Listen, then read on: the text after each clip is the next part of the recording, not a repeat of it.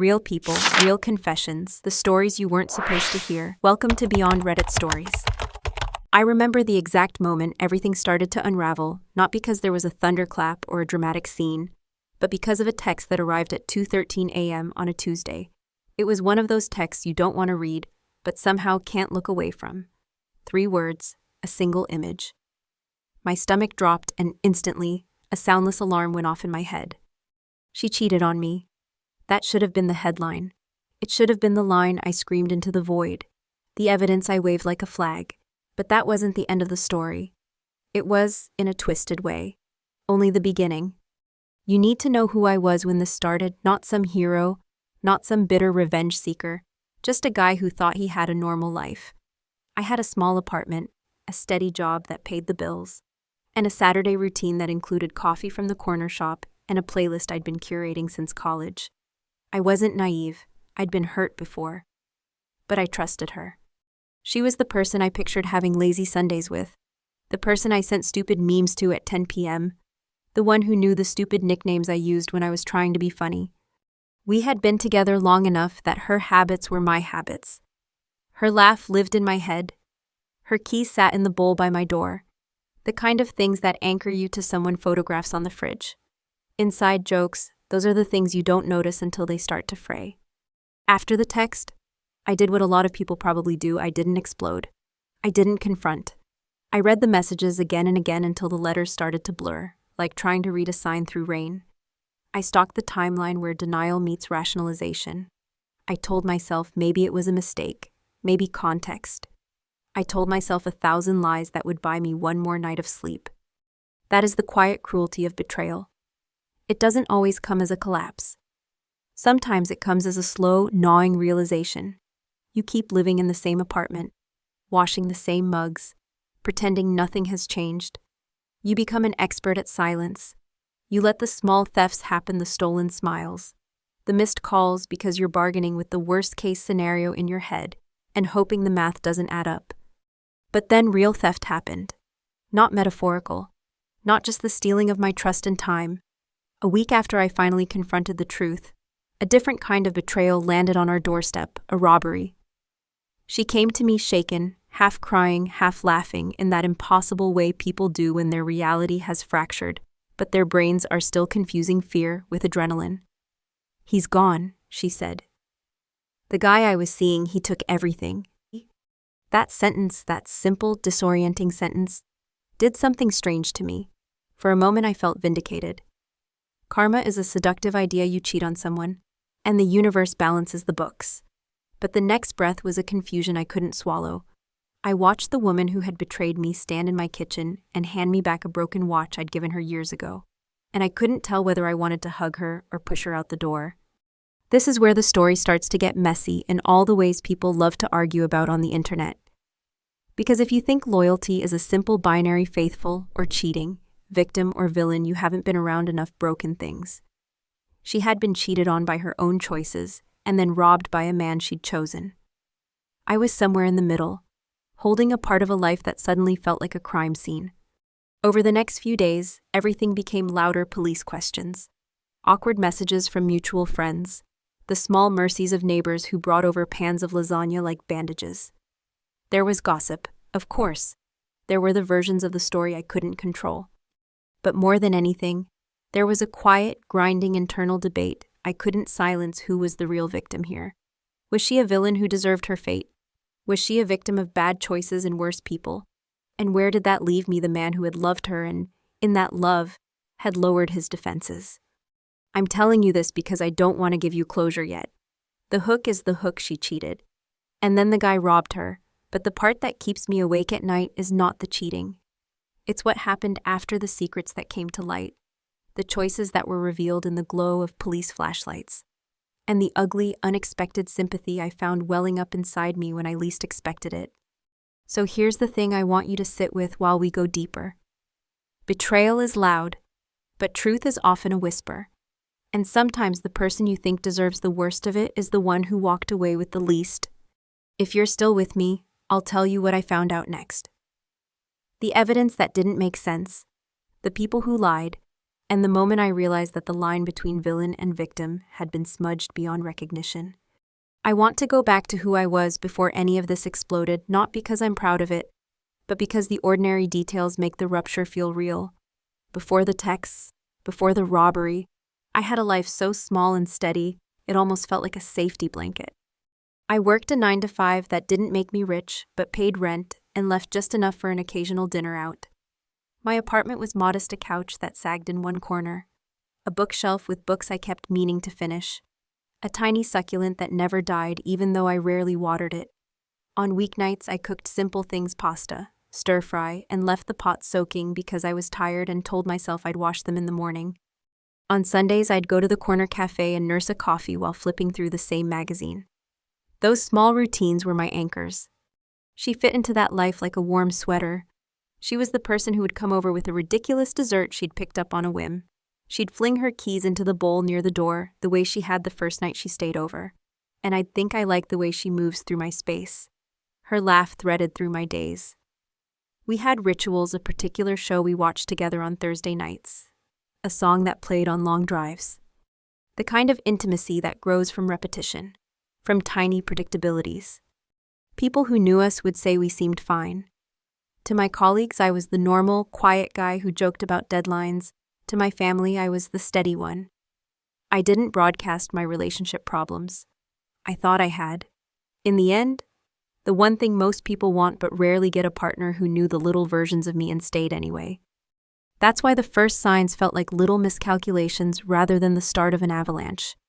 She started taking calls in the other room more often. She'd laugh at her phone and then look at me as if nothing had happened. She began saying she had to work late a couple nights a week, or that friends were in town with sudden plans. Sometimes she'd go out and not tell me when exactly she'd be back. None of these were, on the face of it, catastrophic.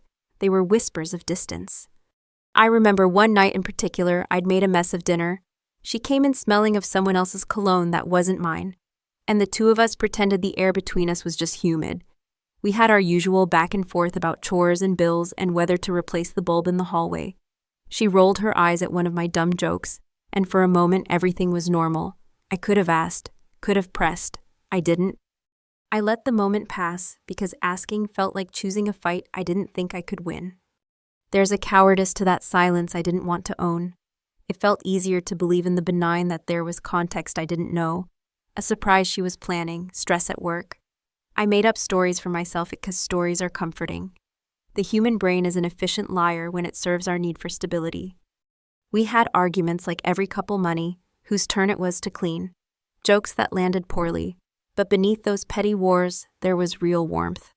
She was generous in moments, pulling me back from an anxious spiral, leaving sticky notes on my mirror with silly affirmations, celebrating a promotion of mine with a dinner that felt more thoughtful than necessary. Those moments stacked up and outweighed the uneasy ones in my mind. Love has a way of being a ledger you keep optimistically unbalanced. Our friends trusted us. When one of them asked about us, the easiest answer and the true one was that we were fine. I wasn't naive about relationships. I knew they required work. I'd been hurt before. I'd been the person who misread signals once, twice, but with her, I felt a different kind of patience. Maybe that's what made the betrayal cut so cleanly, not that she left me, but that she left the version of me that trusted without checking. There were, if I'm honest, warning signs I didn't want to see. Simple things, almost embarrassing in their triviality, receipts I found in her coat pocket for dinners she'd said were alone. A lipstick stain on a sleeve she blamed on a coworker, though the color didn't match anything she owned. A new playlist with songs she'd never mentioned liking. Each was a small cognitive dissonance I smoothed over at the time. I rationalized. I believed that wanting things to be okay was a valid reason to ignore evidence to the contrary. What I didn't realize then was how much of my identity had been folded into the relationship. I wasn't just losing a partner in those moments. I was losing the future I had sketched out in quiet rooms, weekend trips, a shared lease, the vague plan of adopting a dog someday. When the first real crack appeared, it started to widen not just through the relationship but through the foundations of who I thought I'd become. When I replay these earlier months, I can hear the small choices like metronome ticks, the choices to let a question die, to assume worst-case scenarios away, to be kind at the cost of being curious. I can also see where she wasn't forthcoming the little evasions, half-truths that would later add up to a pattern. But patterns don't feel like patterns when you're in the middle of them. They feel like particular moments that can be explained or excused. So I kept living like a man with ordinary rhythms. I went to work, I paid the bills, I curated playlists, and made coffee. I believed in the scaffolding of our life together. I planned tiny futures with her and never thought to ask for a receipt for the trust I was handing over. That ordinary complacency is a strange thing. It breeds both comfort and blindness. And as it turned out, that blindness made me complicit in the simplest, most human mistake, taking love on faith, until faith turned out to be fragile. If you're wondering whether I had any idea of the storm that was coming, the robbery, the police, the aftermath, the answer is no, not then. I was, in every practical sense, a man with a normal life. And that normalcy is what made the fall feel catastrophic. I'll tell you exactly how the world started to tilt, not in one grand thunderclap, but in a dozen small escalating moments that stacked until they became impossible to ignore. This is the part where details matter, because the way things unfold makes you question what's accidental and what's deliberate. The first real confrontation happened on a Saturday. I'd planned a simple thing takeout from our favorite Thai place, a movie we'd both watched a dozen times, nothing dramatic. I remember the smell of curry and the way the light fell through the blinds, thin lines across the coffee table. She came in later than she said she would. Her hair was messy in a way that used to look endearing, but that night it read sloppy. She held her phone the way someone clutches a talisman, close, protective, like it could leak secrets if she loosened her grip. There was a message preview on the screen that flashed for a second. When she set the phone down, a line of text, a laughing emoji, a timestamp that made the hours line up wrong. I don't know why my eyes went to it. Maybe because the little lies make louder echoes once they find a foothold. Maybe because I was waiting for a reason to ask. Whatever the rationale, I asked, "Who are you texting?" I tried to keep my voice light. The first question is always the most dangerous, because it opens the door to answers you don't want. She stiffened. It was the kind of stiffness that used to signal a joke, a playful pull away before a grin. That time there was no grin, just someone from work. She said, "It's nothing." I remember the emptiness of that answer like a bruise. Not the content, but the vacuum, the way it tried to explain away something I could feel was wrong. I asked again, softer. She gave me a practiced, vague explanation, new guy in accounting, harmless flirting. He's annoying but funny. She deflected, then changed the subject, dragged me into a conversation about a sitcom we both pretended to like. It worked for a while. The evening resumed that odd, fragile normalcy people call keeping it together. But my brain is a petty archivist. It keeps receipts. I collected little inconsistencies like someone collecting coins, a lipstick-stained napkin in the trash. She said was from a coworker, a calendar event with an unexplained dinner that was later deleted, a photo on social media tagged with someone I didn't know. Each thing on its own was defensible. Together they looked like a pattern. The pattern solidified the night I followed her. I didn't intend to be cinematic about it. I told myself I was doing a practical thing, making sure she was okay.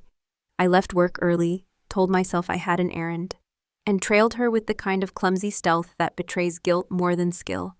It's amazing how much detail you notice when you're looking for evidence, the way her footsteps hit the pavement, the cadence of her laugh over a phone, the slant of a streetlight that made her phone glow brighter than it should. She met him at a bar I'd never heard her mention. He was younger, thinner, with a mouth that bent into a smile the way someone practiced in the mirror. He didn't look like a villain, not at all.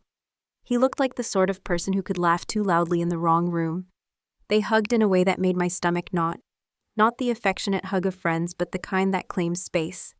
They moved away together, close enough that the crowd blurred into scenery. I walked away before they noticed. It felt cowardly and necessary at once. I drove back to the apartment with the image of them in my head and an ache I couldn't name. The thing about being betrayed is that it takes familiar objects and scrambles their meaning. Your couch becomes a stage for absence. Your mug just a mug again, but filled with irony. When I confronted her the following day, I thought I would erupt. I had rehearsed lines, felt righteous anger building behind my ribs. But anger is performative. It requires a script. She sat across from me at the kitchen table, fingers tracing a rim of ceramic. And when I asked, she didn't deny everything. She told me the truth in a way that felt curated. Yes, I slept with him. It happened once. It doesn't mean anything. She said it with the same detached tone she used for weather reports, which was somehow more infuriating than denial would have been. The words landed like a physical blow. For a few minutes, everything else, the dishes, the song playing faintly in the room, the sunlight lost their color. I remember thinking then that I should be louder, more dramatic, that there should be a scene of catharsis. Instead, I felt a numbing that felt like it could be mistaken for composure. I asked her why. She didn't have a simple answer. Attraction, distance, curiosity, stupidity. All those things meant nothing because the action had already reorganized trust into rubble. In the days that followed, the fallout smelled like normal life trying to recover from trauma. We bickered more often, our voices rougher at the edges. She apologized sometimes, then minimized other times. Friends offered half-measured support and then drifted toward safer topics. I tried to sleep and found my brain busier than ever. I tried to work and kept scrolling her messages in the background like an addict checking for a fix. Then the robbery happened. It was almost absurd how ordinary the morning after felt. The sun rose, the city went through its morning motions, and I left for work thinking what people always think after a fight, that the day would fix things. I got the call an hour later. She was crying rather than telling me anything coherent. Someone broke in, she said. They took my jewelry, some cash, my laptop is gone. I heard hysteria in her voice, but there was also a strange undercurrent of something else, a shaky, stunned laugh that made my stomach drop. She told me the police were on their way. I dropped everything and went to her place. When I got there, the apartment looked like a storybook about mess drawers pulled out. A lamp knocked sideways, photos strewn across the floor. It was the kind of violation that feels uniquely intimate because it's not just property stolen. It's the theft of the private curation of your life. She moved around the room in a trance, touching frames, looking behind cushions, eyes dilated like someone whose reality had been rearranged. The cops did their thing, took statements, walked through, asked permutations of the same questions. Neighbors lingered at doorways. Mutual friends sent concerned texts that felt performative. And then the part that knocked me sideways, she said. Through a mouth that tried to be casual, I think it was him. The guy I've been seeing, he's the last person who knew about those things. At first I felt a ridiculous, almost gleeful sense of poetic justice. If karma existed, this was it. She cheated on me. Then the man she slept with stole from her. You can see the appeal of a neat moral arc, but the relief was immediate and stupidly fragile. The next thoughts were faster and colder. Had he always been like that? Had she known? Had I missed something obvious because I wanted to? Rumors started. Someone saw him near the building the night before. Someone else swore they heard loud voices coming from his car. We all began retrofitting the past with this new template of criminality, reading his actions as premeditated rather than impulsive. The police said it was possible he was involved. They said suspects sometimes target people they know. They said things with trained neutrality that sounded worse than their words. I sat in a sterile precinct room and tried to hold on to facts. But facts were slippery. She gave a description. We watched footage from a lobby camera that showed a car idling outside and then leaving. It did not show him. It did not show clear evidence. There was enough to worry, not enough to convict. And the worst part was the moral geometry of it all. I wanted to be the righteous wronged party, but seeing her vulnerable, scared, embarrassed, already judged complicated whatever smugness I had tasted for a few seconds. She had made a choice that hurt me. She had also been left exposed to a stranger's harm. It rewired my anger into something less pure, more ragged.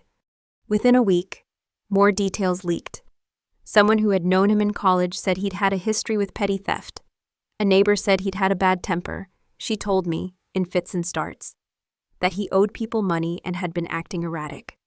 I wanted to catalog this like a detective, to stockpile reasons to explain away my own feelings. But every new fact also reminded me that human beings are messy collections of contradictions, a charming liar, a frightened victim, a reckless thief, a person who once brought flowers and said things that felt true. So the challenge wasn't only external, the police, the gossipy friends, the collapsing privacy. The challenge was internal, to decide who I was going to be in response. Would I become the man who litigates every slight, the man who weaponizes betrayal as a public spectacle, the man who allowed himself to be consumed by revenge fantasies? Or could I find a way to act that admitted complexity to hold anger and compassion in the same hand? I don't have clean answers yet. What I can tell you is this: the confrontation, the robbery, and the uncertain evidence that bound them pushed me into a place where choices weren't obvious. In the fog that followed, I made decisions I thought were right. Some of them felt moral, some felt selfish. All of them would matter later, when the truth, whatever truth that meant, finally began to surface. There are moments in life when you realize you've been reading the wrong map. This was one of those moments. I would learn, the hard way, that the map we carry is stitched together from assumptions. If those assumptions are wrong, the path we take can lead us into someone else's wreckage. I woke up the next morning with that brittle, exhausted feeling of someone who'd been up all night but hadn't actually slept. The city moved on like it always does, indifferent to the small human catastrophes happening inside apartment walls. I answered calls with a mechanical politeness, told the police what I knew, and pretended to eat breakfast while my hands trembled. The tremor wasn't just about the robbery. It was about living inside a story that made no sense anymore. The police interviews were calorie-free formalities. They asked about motives, about anyone who might benefit, about whether I'd had recent arguments. I listened to myself answer the kinds of questions you only ever imagine in movies. Every time I said her name, my mouth felt like it was betraying a private grammar. Syllables that used to be soft suddenly sounded like accusations. There were practical annoyances that pinched in ways I hadn't expected. Work sent the perfunctory hope, everything's okay. Slack messages that made me ashamed for needing anything other than to be invisible. Mutual friends called, then stopped calling as the story cleared itself into sides, and people have a tendency to pick a side quickly when it's easier than holding the full, messy truth. Some offered sympathy. A couple more offered the kind of quiet contempt that felt worse than silence. But it wasn't just the outside world that shifted. Inside me, things started to accelerate. I began to notice small, forensic things that had previously been invisible because I didn't want to look: the way she flinched when someone mentioned him, the way she avoided eye contact when I asked where her jewelry box was kept. She told me, in a voice threaded with shame, that she had given him access once, a key, a favor, the sort of small intimacy that feels meaningless until it's abused. She insisted she'd never thought he'd do something like this. She insisted that she had been scared and surprised, too. Then someone sent me a photograph. It arrived at an odd hour. Without preface, a grainy image of a hand holding a small pawn ticket. On the back, a scribbled name, not hers, not mine, but one that made my skin go cool. It matched the name of the guy she'd been seeing. The ticket was time-stamped a day after the robbery. I don't know why I opened that message. Maybe I wanted to be proven right. Maybe I wanted to nail a lid on a story that had been rattling. Whatever the reason, the ticket was a fulcrum. It proved that something had changed hands. It proved that his footsteps were closer than we had admitted. It was a thin, ugly thread that connected the late-night texts and the missing things with a real, traceable object. That discovery pushed me into action that I now, in retrospect, don't entirely recognize. I started to feel like a headless thing with a mission: find him, understand him, make sense of what he'd done. I began to track his presence online the way someone maps a weather pattern. I read old photos, followed tagged locations, pieced together a skeleton of a life from pixels. It felt invasive, but it also felt like defense. When I finally saw him in person, it was almost anticlimactic. He was not what I'd built up in my mind: no menacing silhouette from a noir film, no hardened criminal. He looked like the embodiment of bad choices and cheap bravado. Too many rings, a jacket that had seen better lives, a careless smile that did not reach his eyes. He was arrogant in the way people are when they think the world will always forgive them. We crossed paths at a laundromat because of course we did. The universe loves a board stage. He walked in like he owned the place. My heart did that stupid flip when I realized he knew me. He gave a half smile, like someone sizing up a mark. I wanted to confront him. I wanted the cinematic moment where I accused him and he confessed and the cameras would roll. Instead, what came out of my mouth was clumsy. I asked simple questions. He offered answers that were slithered in half-truths and jokes. "Look, man," he said, shrugging. "Shit happens. We all need cash." It was infuriating in its casualness. He treated the theft like an economic blip, not the violation of a person's privacy. He didn't seem to understand the gravity of what he'd done to someone he'd slept with. Or perhaps he did understand, and simply didn't care. Either way, his lack of remorse felt like a slap. That meeting pushed me into moral territory I hadn't expected to cross. I started imagining lines I might take, tell the police everything, force a legal outcome, make a public scene, or keep things private and try to quietly untangle the aftermath. Some nights I sat awake drafting the perfect confrontation in my head. Some moments I wondered if I should disappear him from our lives forever and call it a victory. None of those fantasies felt clean. Revenge, I learned, is a chemical that tastes bitter even in the imagining.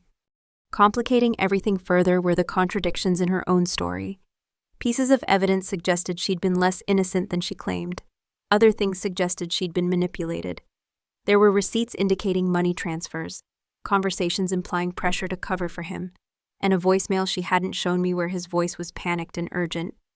It made me wonder about complicity. Had she set him up? Had she been coerced?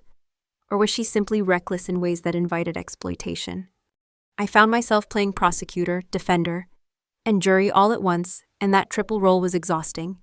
I started replaying our relationship like a film with the brightness turned up, trying to spot the frame where everything shifted. Was there a moment where I could have stopped it? A word I should have said? A door I should have locked? These counterfactuals are seductive but ultimately pointless. They comfort by suggesting there was a tangible lever to pull. They terrify by showing how many levers went unpulled. As the days went on, the social stove began to boil. Friends picked sides. Her family asked questions she dodged. The police called with tentative updates they were not allowed to share. We were both living in the same story, but not the same narrative. Our memories overlapped like transparencies that revealed different images when layered.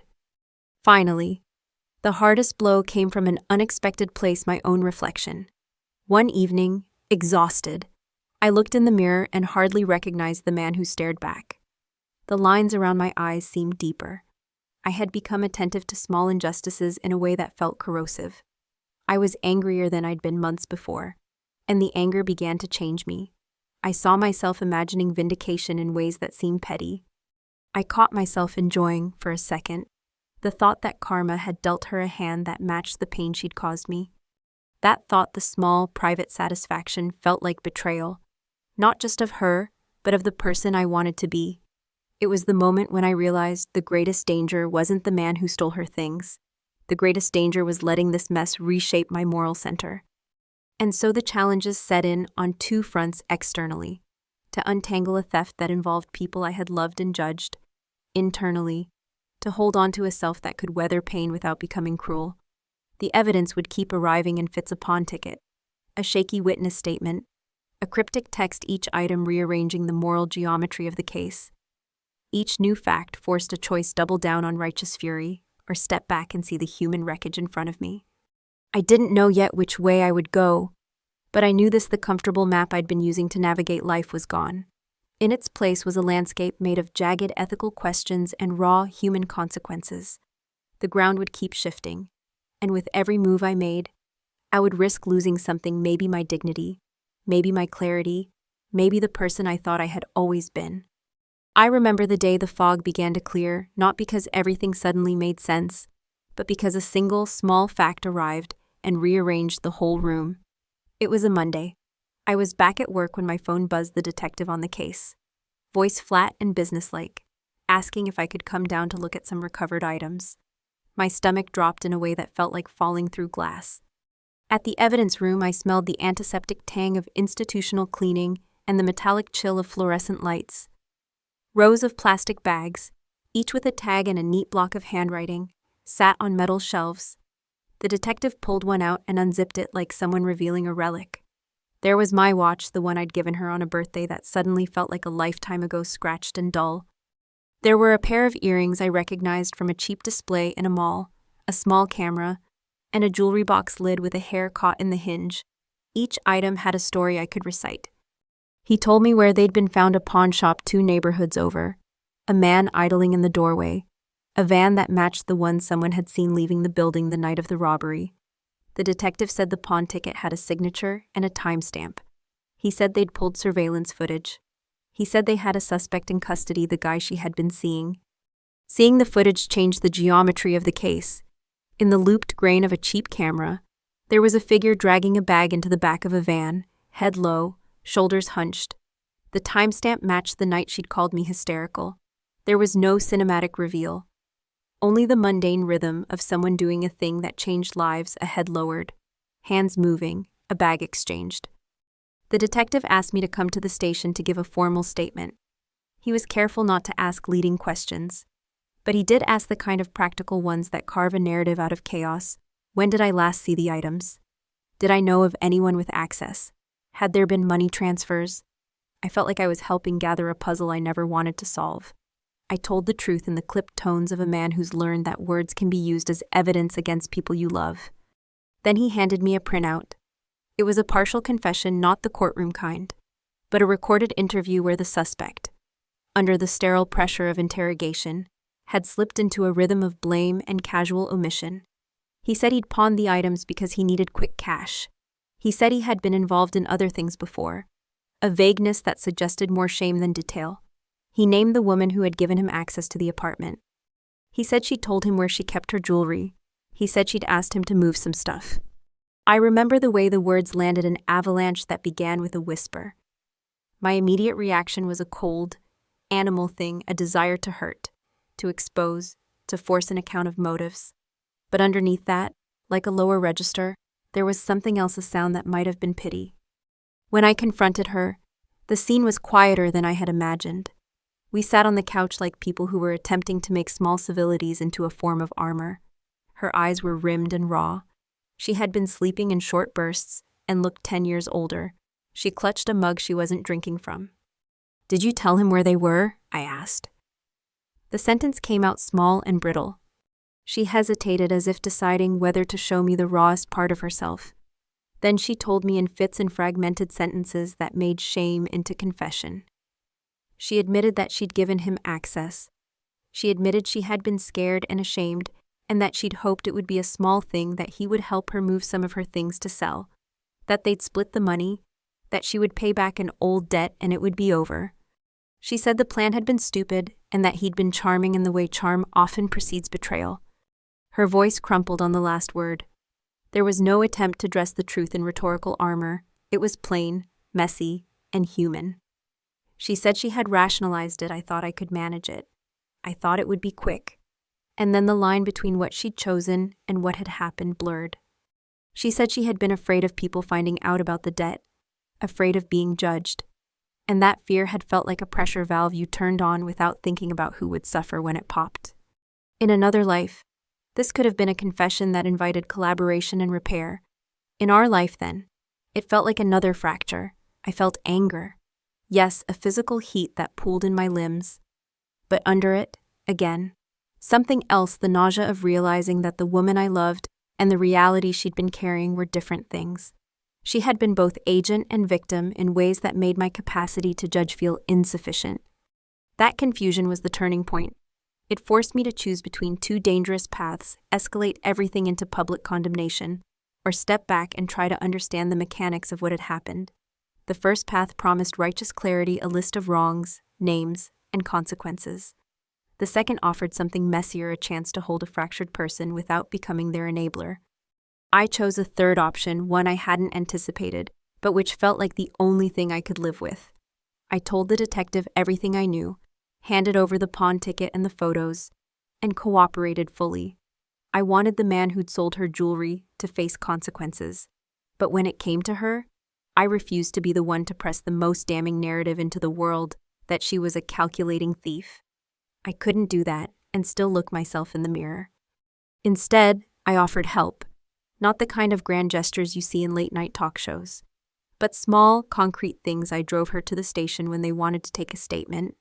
I sat in the waiting room while she filled out forms, and I listened when she recounted a debt that had started small and swelled into something shameful. I called a lawyer after midnight when she couldn't sleep. I made arrangements to secure a few things she said she couldn't bear to lose. None of this erased the hurt. None of it forgave the betrayal. What it did, weirdly, was move me out of the role of spectator and into one of reluctant caretaker. That role changed the way I saw everything. Where before I had been reading people as simple categories, liar, thief, victim, they began to see interlocking pressures: poverty, pride, the social humiliation of debt, the charisma of predatory people who find their way into frightened lives. The man had exploited her. She had given him a way in because she had been desperate. The robbery was criminal, yes, but it was also symptomatic. There was a moment, late at night after paperwork and an exhausted dinner eaten from plastic containers, when she fell asleep on the couch with her head on my shoulder. I remember the weight of her breath, the ordinary rhythm of it, and I felt a tenderness so sharp it hurt. It wasn't relief. It was recognition of how fragile people can be when stitched with fear and bad choices. But compassion did not mean absolution. I knew then that helping her also required boundaries. I told her she needed to be honest with the police.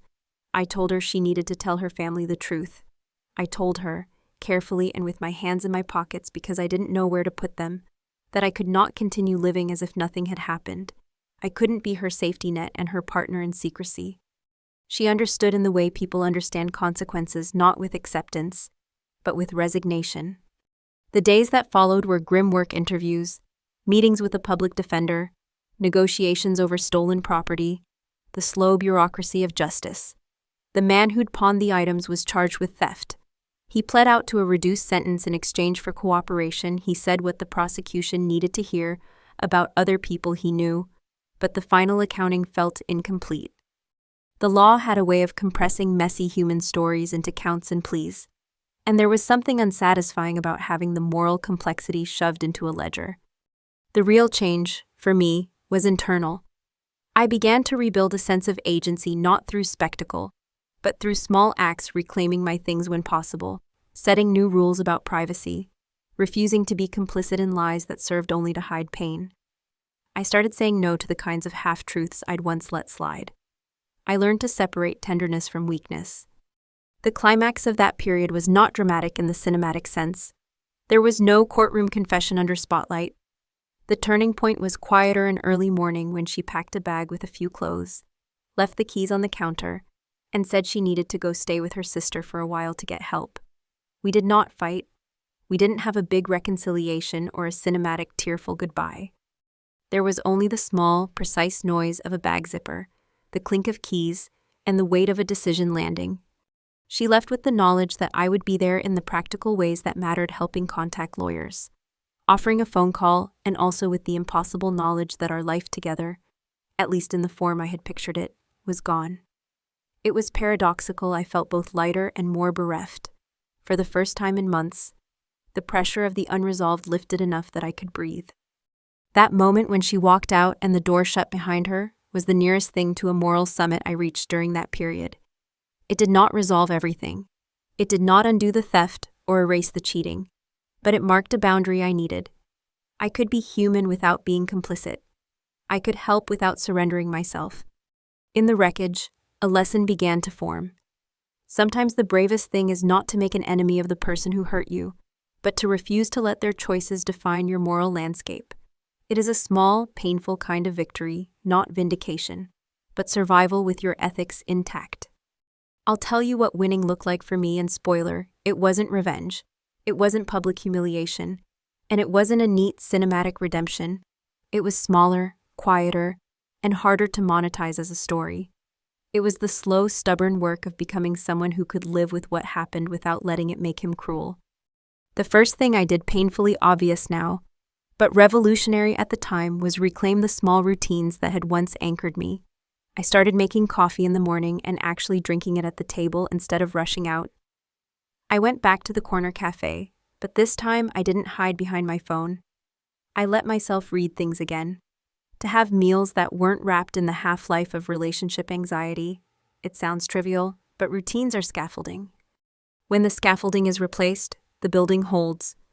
I also set boundaries for the first time that felt firm instead of theatrical. I learned how to say no without feeling like I was abandoning compassion. When friends wanted to rehash gossip, I changed the subject. When mutual acquaintances tried to triangulate against her, I refused to be a pawn. Those choices cost me some easy social capital. People who preferred drama to discomfort drifted away, but they left me with people who could hold complicated truths. That was worth the short-term loneliness. I invested in my own healing in ways that looked boring on a YouTube thumbnail, but were transformative in practice. I started therapy, a decision I'd procrastinated on for years because admitting you need help felt like weakness. It wasn't. It was admission that I wanted to come out of this with less shame and more clarity. Talking to someone who didn't have a stake in the story untangled feelings I'd been twisting into neat narratives like revenge or self-pity. Therapy taught me to sit with discomfort instead of weaponizing it. Work became both refuge and rehearsal. I threw myself into projects not because I wanted to be distracted, but because doing something that required competency and collaboration reminded me I was more than a relationship status. I rebuilt a sense of self that wasn't defined by who I loved or who loved me. Slowly, the edges smoothed. I stopped checking her social media like it was a wound I could reopen for thrill. I started making plans that had me in them, not as an addendum. There were practical wins, too. The police case closed in a way that felt incomplete but legally sufficient. The man who'd pawned the items paid a price for what he'd done. That legal resolution didn't make me gloat. It gave me a containment I hadn't had an ending to the procedural part of the story. The moral questions lingered, but at least the ledger had one fewer open column. What surprised me most was the way the experience deepened my empathy in odd, uncomfortable ways. I'd entered all of this feeling entitled to a clean moral universe where bad things met equal and immediate consequences. Life isn't like that. People are both hurtful and hurt. Their choices often ripple from pressures you can name or fail to understand. Recognizing that complexity didn't excuse what happened, but it made me less eager to reduce a person to the worst moment they'd ever had. That change shifted how I interacted with other people. I stopped performing outrage as a reflex. I listened more. When friends came to me with messy problems, I didn't rush to verdicts. I had seen firsthand how quickly you could flatten a person into a character on a timeline villain or victim. Life is messy. The best you can do is try to be steady.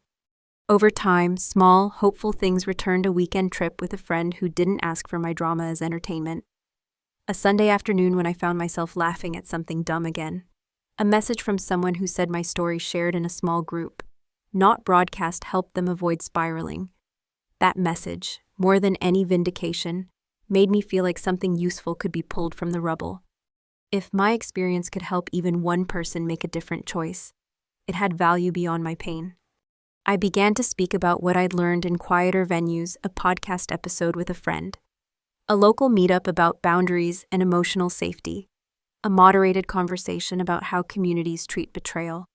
I told the truth, but not as performance. I told the parts that clarified the stakes: how secrecy compounds harm, how shame isolates people when they most need support, and how justice systems can tidy up crime without fixing the human mess that led to it. The real success, if you want to call it that, was not a story of getting even. It was the slow restoration of dignity, mine and hers in different ways. She got help, entered counseling, repaired some of the damage to her life. I rebuilt mine. We did not reunite. We did not vilify one another in public. We moved into separate, if quietly watchful, chapters. If there's a takeaway I'd hand you bluntly, it's this: surviving betrayal is not a single act, but a series of small, brave choices. Hold your boundaries, seek help, don't weaponize pain, and try, even when it's hard, to imagine the complicated human being on the other side of the headline. That's how I found a measure of peace. Not by blocking out the past, but by integrating it into something I could live with: a story that taught me how to be more honest, more cautious, and paradoxically, more open. If you've listened this far, thank you truly. Telling this story has been part confession, part accounting, and part therapy. It's also a reminder these messy human things don't wrap up neatly in a line or a verdict. They live in the quiet moments after the headlines stop and the lights go down. Before I go, I want to leave you with a few things to think about and a couple of simple asks that actually matter more than a like or a subscribe. First, a question I keep coming back to: Who is the real victim in a story like this?